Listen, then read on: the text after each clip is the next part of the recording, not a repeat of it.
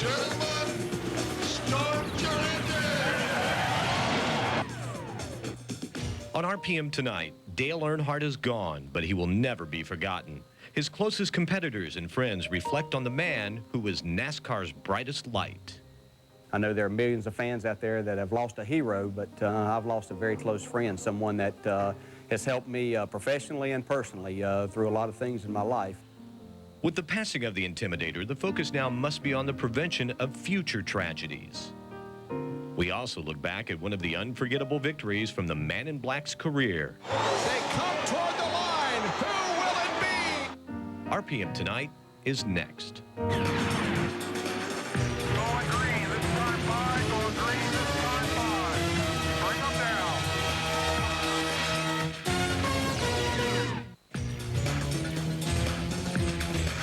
Hello, everyone. I'm John Kernan. Welcome to RPM Tonight. The body of Dale Earnhardt arrived back home in North Carolina late Monday evening. A memorial service will be held Thursday at noon at the Calvary Church in Charlotte. Those services are not open to the public. Earnhardt's car lost control and crashed after making slight contact with Sterling Marlin's car on the final lap of the Daytona 500. Today, Sterling told us what happened from his point of view. You know, I got under Dale up the back straightaway, and you know, I thought Schrader was going with me, and when I looked in the mirror and seen Schrader go outside, I knew he was going to be 3 deep getting in the corner. And you know, I was on the bottom of the racetrack as low as I could go, and you know, they really closed on us fast. I didn't realize it closed that fast, but Rusty, you know, really come up on Dale. I don't know if it got him loose or whatever, but you know, I was as low as I could go, and we touched and got to get away from each other, and then they really come down real quick then. And I don't know if that's when Rusty got right up on him and his car got loose. And you know, when you're middle like it takes the wind off of it, and we touched again, and it sent my car back across the apron, and his too. And that's the last I saw was, you know, Dale's car going back up the bank. There have been reports today that the Richard Childress Racing No. 3 team will return to action this weekend at Rockingham with Busch Series driver Kevin Harvick behind the wheel. But I talked to a spokesperson from Richard Childress Racing today, and he said their plans for this weekend have not been put firm as of yet. Meanwhile, Marlo Klein says it's almost business as usual for the other NASCAR teams. As the memorial outside Dale Earnhardt's team headquarters continued to grow with tributes from race fans, plans for a formal memorial were announced on Tuesday. Family and friends will attend a private ceremony at noon on Thursday in Charlotte.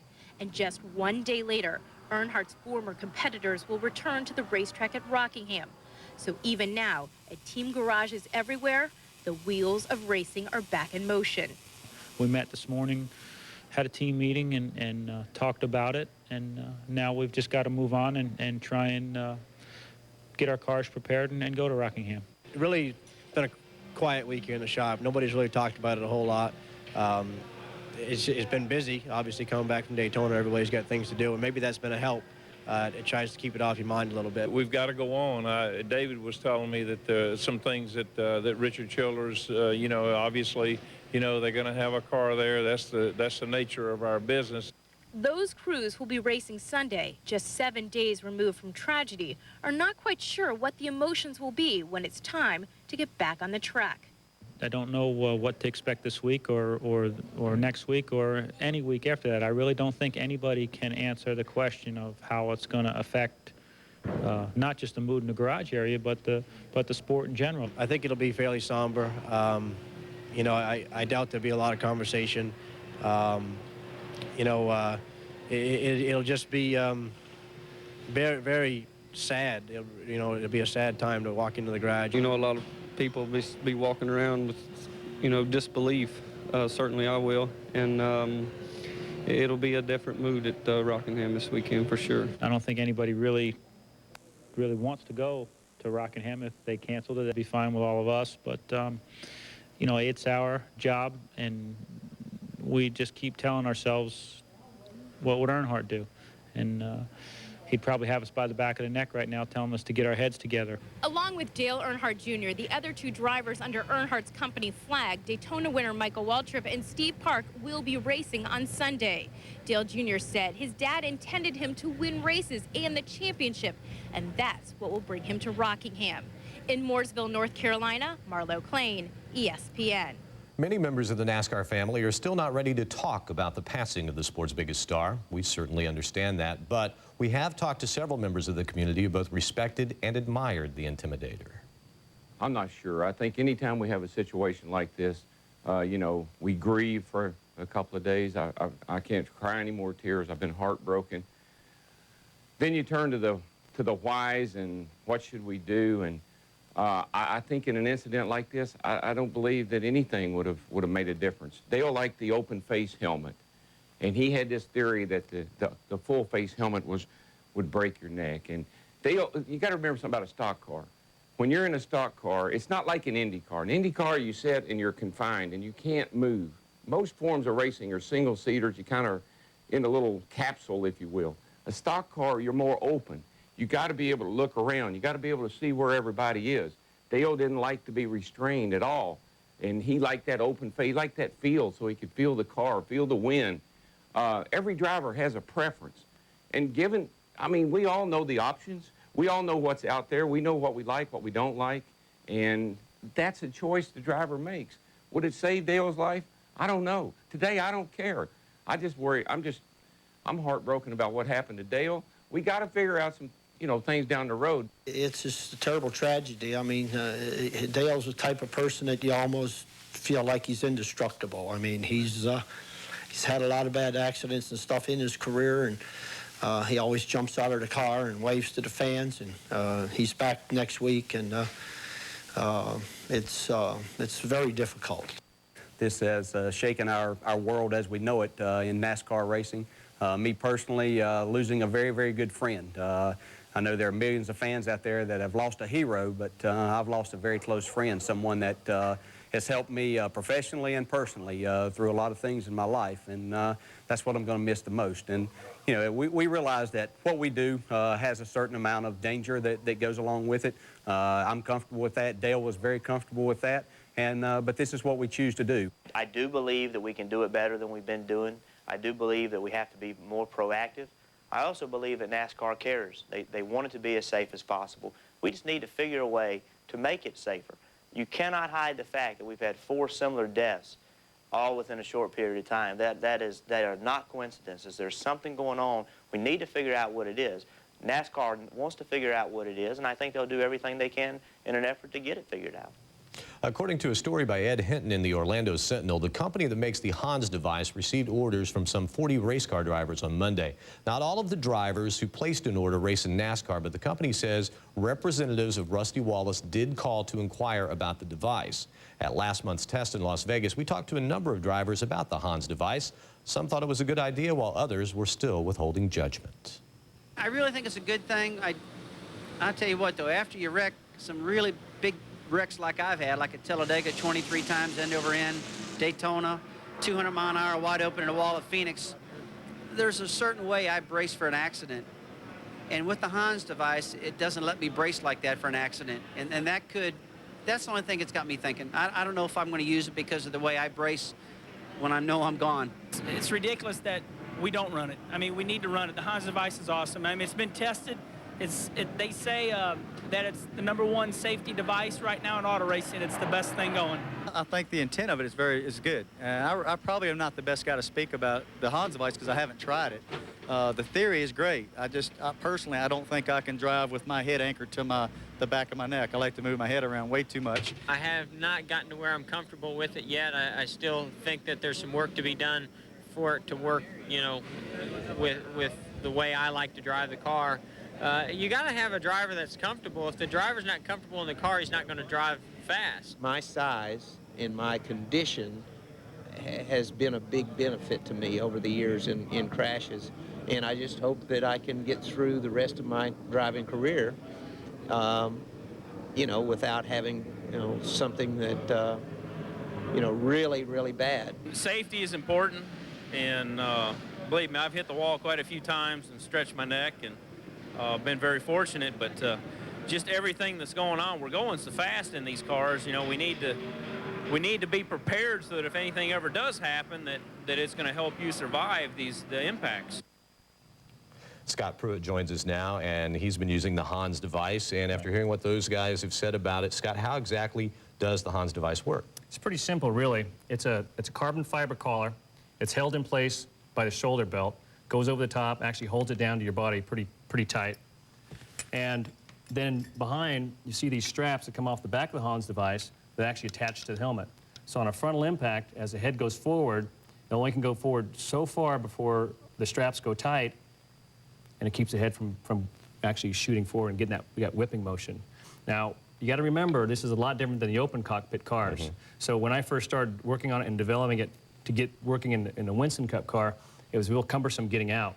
So we added one more feature, which got that strap, quick release straps.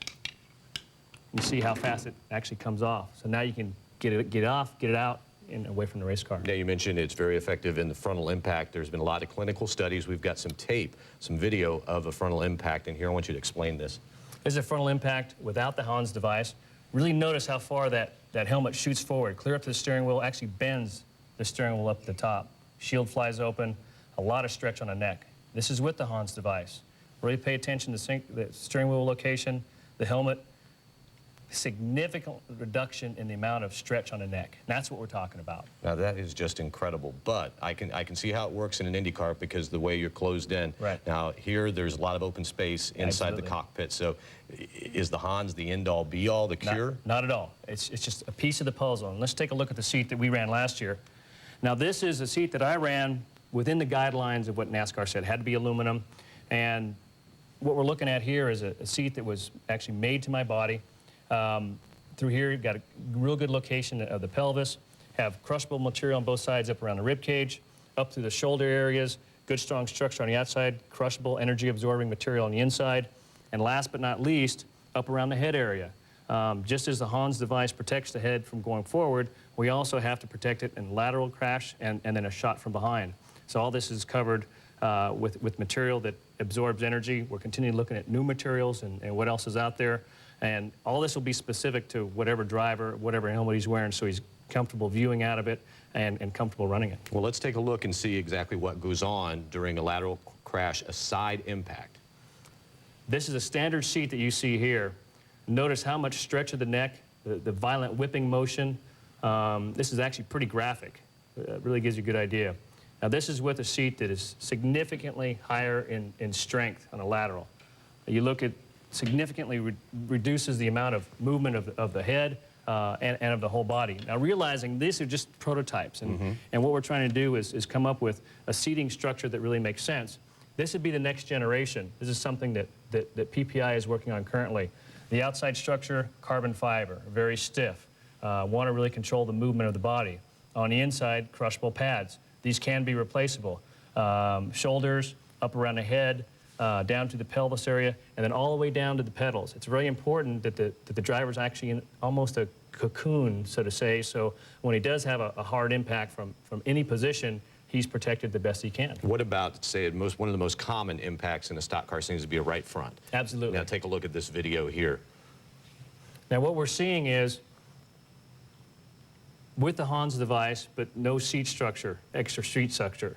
And what's happening here is, it's a combination. As we talked about, the pieces have to come together. We have to take and use all these pieces together to get this safety that we're talking about.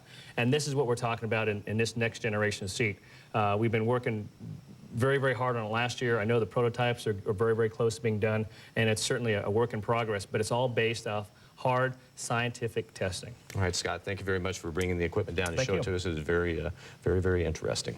Later on RPM tonight, we look back at one of Dale Earnhardt's most exciting victories. And when we come back, Kenny Mayne remembers the Intimidator's special day. So my mom named me Kathy with an I. You know, if you think about it, everything with an I in it's like so much better.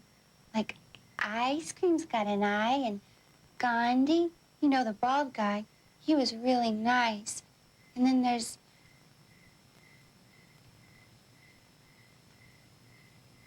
Candy, which is sweet. ESPN.com, not one I.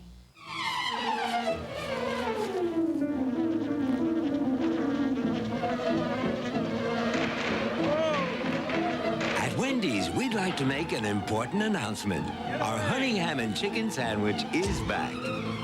With its big whole breast filet, creamy Dijon sauce, and 2 slices of honey ham, it makes a delicious sandwich. And you can thank Dave if you ever see him again. Wendy's Honey Ham and Chicken. It's all the buzz.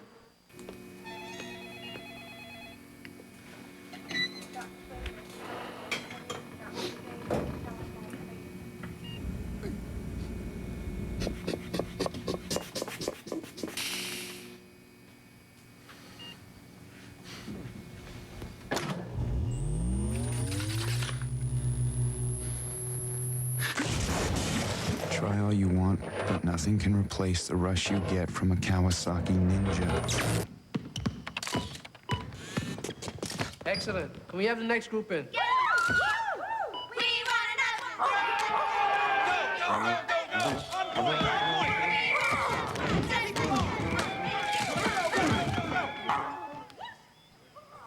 We didn't miss a thing. Rated E for everyone.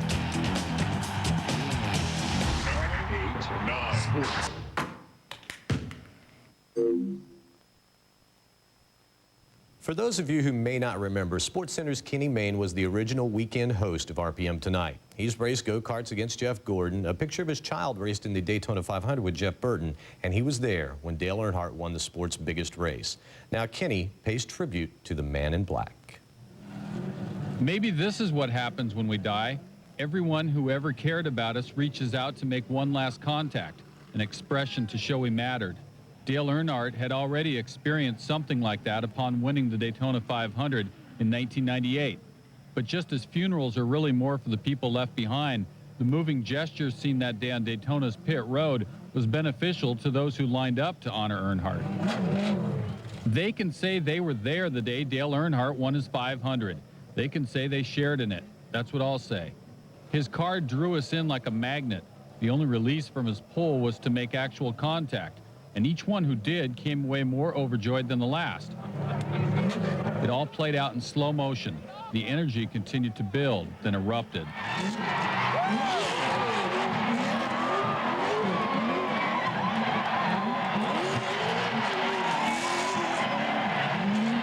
He'd done nothing to shake us off.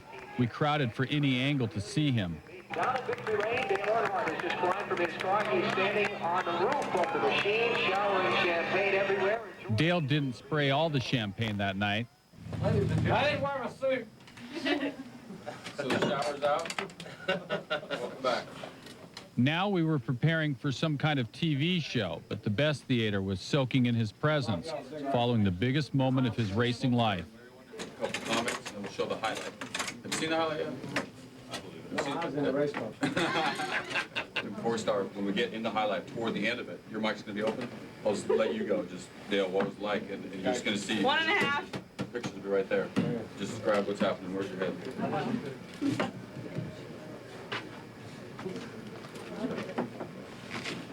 He carried the room just as he'd carried the day, and he was so big we could steal part of him for ourselves.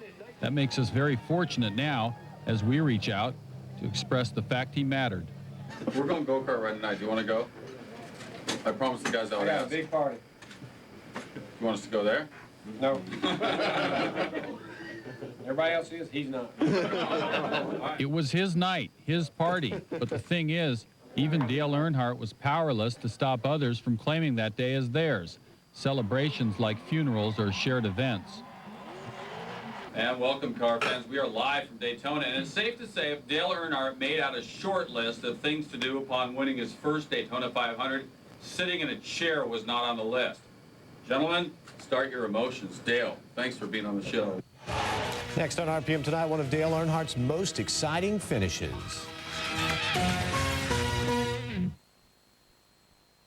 The all-new Honda 2001 XR series of motorcycles at Hawkeye Motorworks in Davenport is redesigned for the younger generation with the same tough as Dale's engines that make the Honda XR legendary.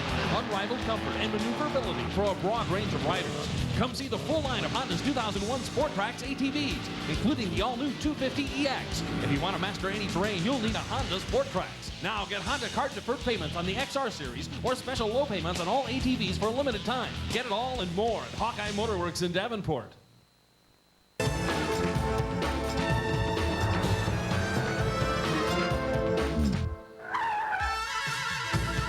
It's a month of mega movies on In Demand.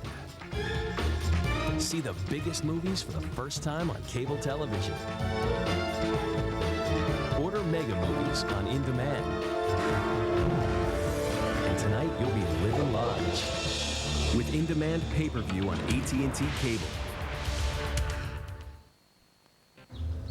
ESPN.com's like all excited about their sports news and stuff, but all it is like words and reading. Oh, be careful. My old roommate, she had a really cute boyfriend who liked to read. I mean, like really hard all the time. And then his eyes wore out. And then he had to get glasses. It's just so sad. Now he looks like a nerd. Richard Petty, the king of stock car racing, released this statement today. Like all of the NASCAR family, I was stunned and saddened by the loss of Dale Earnhardt. We shared a common bond in championships as well as a mutual respect.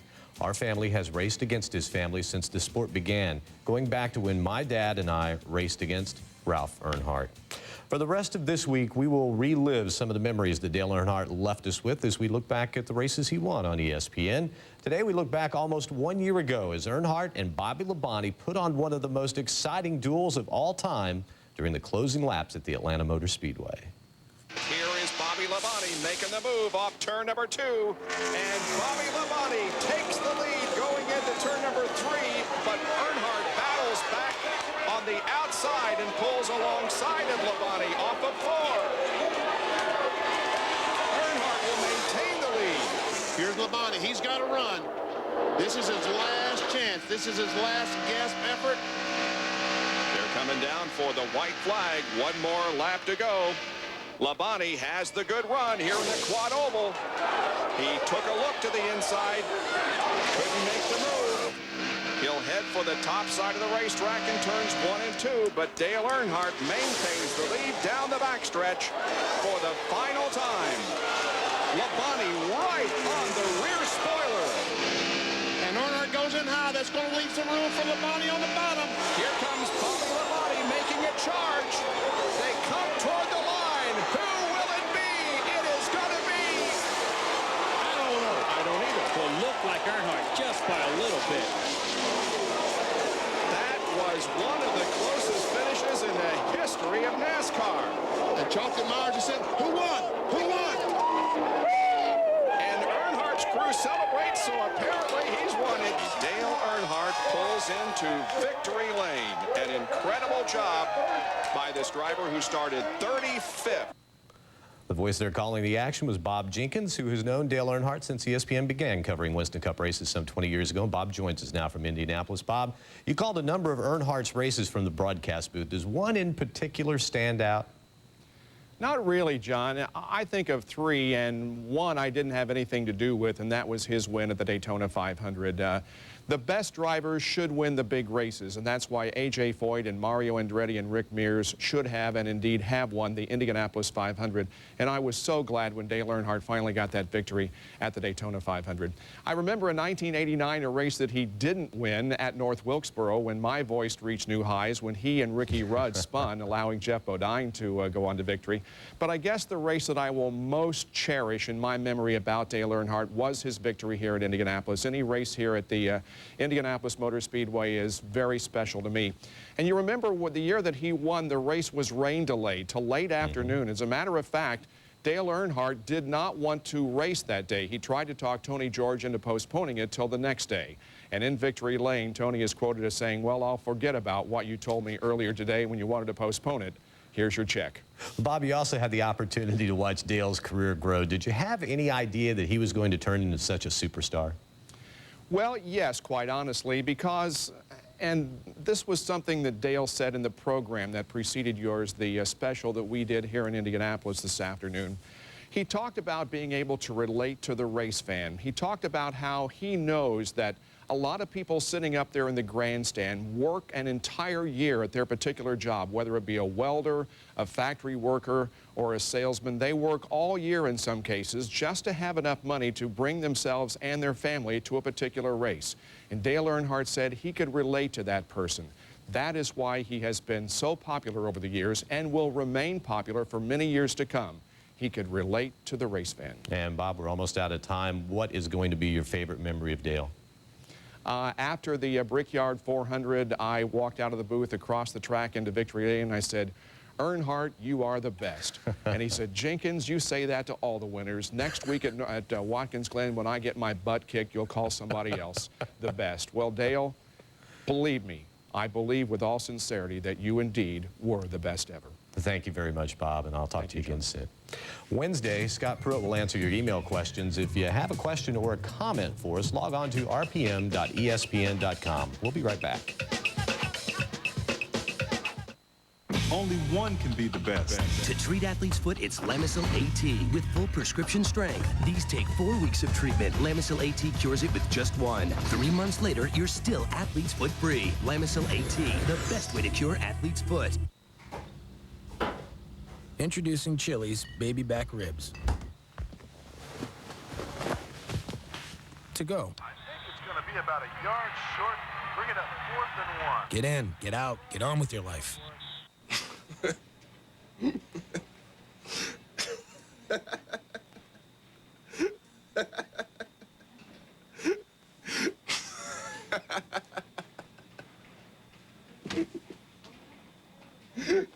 Seriously, man, what's your real name? It's Trey Winger. Trey Winger. Dale Earnhardt's first Winston Cup win came in 1979 at Bristol in April. Afterwards, his crew chief, Jake Elters, said, "I like Darrell Waltrip, but at this point in his career, I think Dale is showing more potential than Darrell did at the same stage." We'll be right back. Fast Fact is brought to you by Pep Boys. Cars like us. People. Play the Pep Boys 80th Anniversary Instant Win game and win $80? No, $800. Oh, heck, $80,000. One of over 50,000 instant prizes at Pep Boys. Pick up your game piece today. Whether you drive a car, truck, van, or SUV, Pep Boys has your tires. Like 35,000-mile tires, 4 for only $99. And 55,000-mile Futuras, 4 for $159. Pep Boys, cars like us, people love us. My heroes don't catch touchdowns. They don't slam dunk. They don't hit home runs. They don't score goals. They don't give smackdowns. My heroes burn rubber. They bite steel. They bleed octane. They risk their life in every turn, on every track, in every race. My heroes race cars. Fast cars. Computer, note to self. I think we should integrate the customers.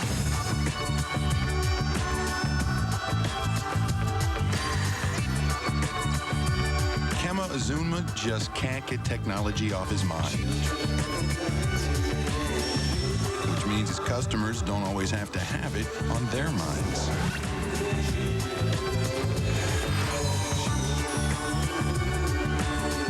WorldCom, Generation D.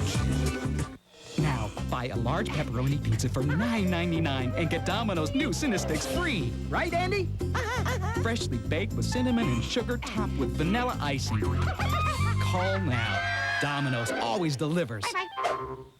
Not only does La Quinta have sparkling pools to help you relax, we'll float you $10 cash when you check out. Look for this coupon in USA Today or at laquinta.com and call La Quinta. You stay, we pay. A great tradition continues on ESPN2, Friday Night Fights. This week's main event, Jesus Chavez takes on Tom Johnson in a 12-round NABF Super Featherweight Championship battle. Friday Night Fights, Friday at 9 on ESPN2. Something important to keep in mind, Wednesday and Thursday, RPM Tonight will be on at 6:30 Eastern. We then return to our regular time of 7 Eastern on Friday. And one other note before we go, I've heard some speculation, people saying that Ward Burton started Sunday's multi-car crash on the backstretch during the Daytona 500. Called Ward, asked him what happened. He said another car hit him from behind, forcing him into Tony Stewart. See you Wednesday at 6:30. Good night, everybody. RPM Tonight is a presentation of ESPN, the worldwide leader in sports. For more, log on to ESPN.com.